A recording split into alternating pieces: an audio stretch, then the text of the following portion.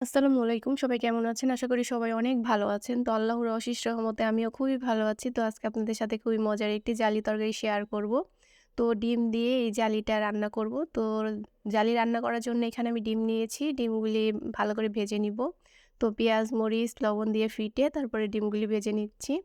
তো এই গাছের জালি দিয়ে আমি এই যে ডিমটা রান্না করব। আসলে যখন আপনাদের ফ্রিজে মাছ, মাংস কিছুই থাকবে না তখন এইভাবে করে ঝটপট ডিম দিয়ে কিন্তু খুবই মজার একটি তরকারি রান্না করে খেয়ে নিতে পারেন।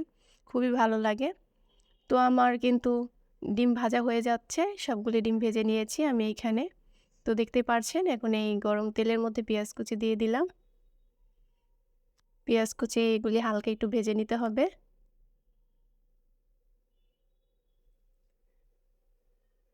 তো ভাজা হয়ে গেছে অল্প পানি দিয়ে দিব। এখন ১ চামচ লবণ দিয়ে দিলাম, ১ চামচ হলুদের গুঁড়ো দিয়ে দিয়েছি, ১ চামচ ধনিয়ার গুঁড়ো দিয়ে দিলাম, ১ চামচ লাল মরিচের গুঁড়ো দিয়ে দিয়েছি, ১ চামচ আদা বাটা আর হাফ চা চামচ রসুন বাটা দিয়ে দিয়েছি। এখন মশলাগুলি ভালো করে একসাথে কষিয়ে নিতে হবে নাড়াচাড়া করে। একদম তেল ওঠা পর্যন্ত অপেক্ষা করতে হবে। তেল উঠে গেছে এখন আমি জালিগুলি দিয়ে দিব। তো এখানে কিন্তু পাতলা, পাতলা করে কেটে নিয়েছি জালিগুলি দেখতে পারছেন কিভাবে কেটেছি। তো জালিটা দিয়ে দিয়েছি।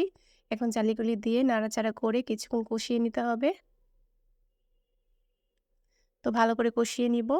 একদম মজে যখন যাবে তখন পানি দিয়ে দিব।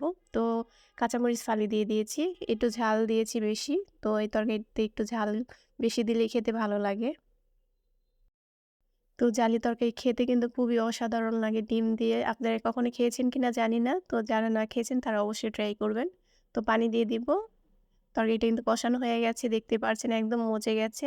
তো পানি দিয়ে দিয়েছি আমি। এখন কেটে রাখা ডিমগুলি আমি দিয়ে দিব। ছোট, ছোট টুকরা করে কেটে নিয়েছি ডিমগুলি। ডিমগুলি দিয়ে দিয়েছি। আমি এইখানে ৪ টা ডিম ২ টা করে ভেজে নিয়েছি, ডাবল করে ভেজে তারপরে টুকরা করে নিয়েছি ছোট, ছোট করে। ধনিয়া পাতা কুচি দিয়ে দিয়েছি। তো নামানোর আগ দিয়ে ধনিয়া পাতা কুচি আর ভাজা জিরার গুঁড়ো দিয়ে তরকারি নামাবেন তাহলে খেতে আরো বেশি ভালো লাগবে। তো ধনিয়া পাতা কুচি দিয়ে আমি আর কিছুক্ষণ জাল করে নিব। তো এখন আমি ভাজা জিরার গুঁড়ো দিয়ে দিব। নামানোর আগ দিয়ে ভাজা জিরার গুঁড়ো দিয়ে তারপরে নামালে তরকারিটা খেতে কিন্তু আরো বেশি ভালো হয়। তো আর কিছুক্ষণ জাল করে নিতে হবে। এই তরকারিটা কিন্তু রুটি দিয়ে গরম ভাত দিয়ে খেতে খুবই ভালো লাগে। দেখতে পারছেন তরকারির ঝোলটা কত ঘন হয়েছে, একদম লাউ তরকারির মতন হয়েছে। দেখতে যতটা সুন্দর হয়েছে খেতে কিন্তু আরো বেশি ভালো হয়েছে। তো আমার এই তরকারির ভিডিওটা কেমন লেগেছে যদি ভালো লাগে তাহলে অবশ্যই লাইক করবেন, কমেন্ট করবেন, শেয়ার করবেন আর আমার পেজে ফলো করে দিবেন। আর সবাই ভালো থাকবেন, আমার জন্য দোয়া করবেন। আমি যেন আরো ভালো, ভালো নতুন, নতুন রেসিপি আপনাদের সাথে শেয়ার করতে পারি। আল্লাহ হাফেজ।